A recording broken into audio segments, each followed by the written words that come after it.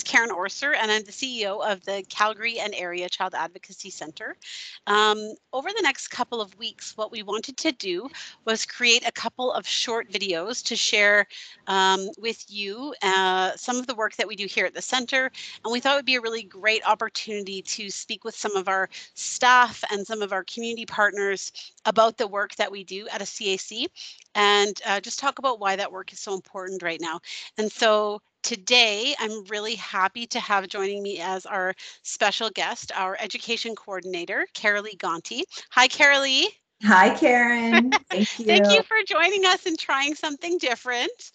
I Uh, love it. there's lots of innovation happening, but if we can't, we've got some important work happening and some really important messages for the community. And since we just thought we could be innovative in how we share some of the work that we're doing. So I'm really happy that you're willing to do this with me today. I actually thought I would start just by asking you to talk a little bit about your role here at the Advocacy Centre. So what do you do? And also, can you speak about the partnership with education and the Calgary and Area Child Advocacy Centre?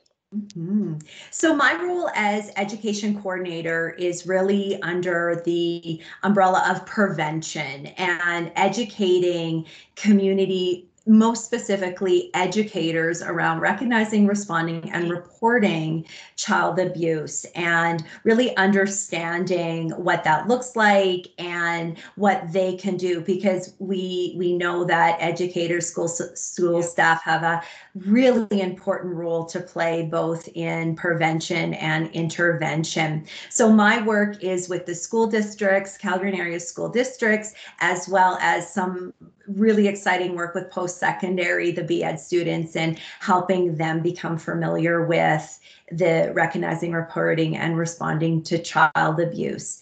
So that's my role within the Calgary and Area Child Advocacy Centre. Okay, that's great. And so can you just talk a little bit more then about like why we're having this conversation today? What is it we are wanting to talk about and why? Yeah, we are at a really challenging time. Yeah. And with online schooling and physical distancing, we know that children's natural support networks have been Yeah. significantly impacted. Yes. And schools, we know, are one of the primary reporting sources for children. And so now there's less of an opportunity for Yeah. teachers and school staff to be face to face with those students who might be experiencing abuse, neglect, or witnessing domestic violence. So we are recognizing that children are off the grid, and this is a concern for all of us. Thank you. And I think as a community, we know, and we want to remind people that we always have a duty to report when we suspect abuse. So we will talk a little bit more about that. But as you mentioned, educators do play a key role in recognizing and responding and reporting abuse. So do you have any recommendations for what educators who are teaching online should be looking for? Absolutely, absolutely. And again, we are very aware that this is difficult for educators. They're using messaging apps and emails and phone calls and video. So it's a little more challenging than that face to face, but there are things that they can look for. Bruises or marks on a child. There may be indicators through what messages that they are posting, students are posting, or things that they're doing in their writing. There might be a change in their mental health. They may be more withdrawn, or some depressive tendencies. They may be fearful of of parents. They may report that a parent has injured or caused them harm. Also, in terms of the domestic violence, there might be indicators when a teacher or school staff is on the phone or online. In the background, there may be indicators of aggression, or things might be breaking, shouting. So really being aware and really vigilant Right. when we are having those conversations with students. And if you suspect, if there is any indicator that a child may be harmed or even at risk, please call. So there's the child abuse hotline number, 1-800-387-5437, and then the Southern Alberta Child Intervention Services, which is 403-297-2995. Those are the numbers. Okay, and we've got those up on our website as well. Absolutely. And there's lots of places you can find those numbers. But I think it's important to remind people, and I remember learning this as a young social worker as well. It really is. It's not our job as community members and teachers and coaches and social workers to actually investigate or know 100% that we're right. But it is our responsibility to report when we suspect abuse, and we can always rest in knowing that there are trained professionals who do that work and who will get to the bottom of it. So it's really just our job to report when we're concerned. Absolutely. So you talked about, like, we know school is such a natural support, and teachers often know which students require extra support in their school. And I guess you could extend that as well to coaches and all of the other things that our kids are normally, piano teachers or whatever it is. Yeah. But there's a lot of other protective factors and natural supports in the community that kids are now removed from. Yes. So what would you say to educators that are worried a bit? You gave the important information around the numbers to call, but how else can these people and educators really, what else can they be Yeah. doing to help kids right now?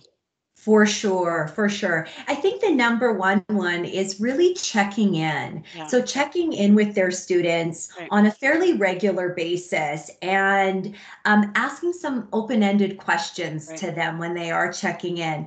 How are things going?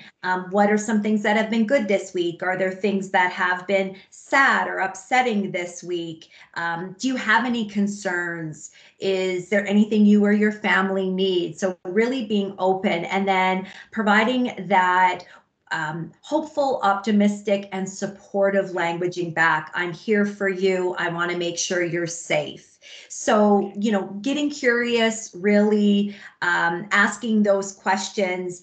And we also recognize that there may be students you're not able to connect with. Right. And we know that there's lots of reasons for that, but if there's something that, there really isn't any reason why a student isn't connecting, isn't handing in work. So making, being aware of that. And, just I think one of the real key ones also for teachers is to have the demographic information for students. So if a report does have to be made, you want to know addresses and phone numbers. So really having that demographic information at your fingertips is an important recommendation. That's great. Okay, well, thank you so much. I think one of the things we talked about early on when this started happening and we started worrying about this was, how can we be helpful right now, and what are the messages that we can do beyond duty to report stuff, which is always our important key messages. But what else can we talk about in terms of encouraging the community to look out for each other and to be that one person, be that natural support, and to knowing that kids are losing some of their protective factors? How can we encourage everyone in the community to be a protective factor and really just be vigilant right now and looking out for the kids in their community? Do you have any other advice for educators supporting families right now? I think with really the same thing, checking in with parents too. We know that this is a challenging time for parents. So just as we would kids, checking in with those parents, asking open-ended questions, providing resources to parents. Each school may have their own resource lists, a food bank, counseling. The Alberta Health Services Help in Tough Times website is an amazing website. And so really asking open-ended questions, getting curious, letting parents know, is there anything you need? Is there anything we can do? Because schools are incredibly innovative at finding ways to support their school community. Now, there may be indicators too when you're speaking with parents that there may be some risk of that they aren't necessarily coping well or needed support. So if they're indicators that they show little concern for their child, they're berating their child, they see their child as bad, they seem they're acting kind of unreasonably or in a bizarre manner, those might be indicators that they're in need of support.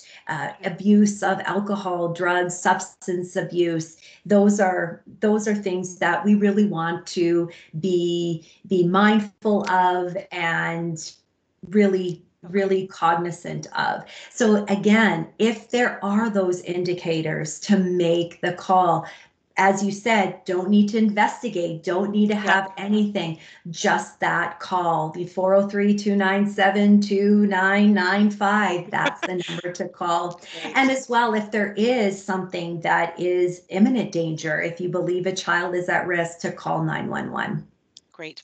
Well, I think this is really important, and I'm really grateful for you for coming on and doing this and sharing this information. We're going to share this with our educator community and probably in some other places as well. Just want to again, guess together, encourage everybody. If you have questions or concerns, reach out to us at the Calgary and Area Child Advocacy Centre. You can find us at calgarycac.ca, and we'll look forward to talking to you next week. Thanks, Carolee. Thanks so much, Karen. Bye. Thank you.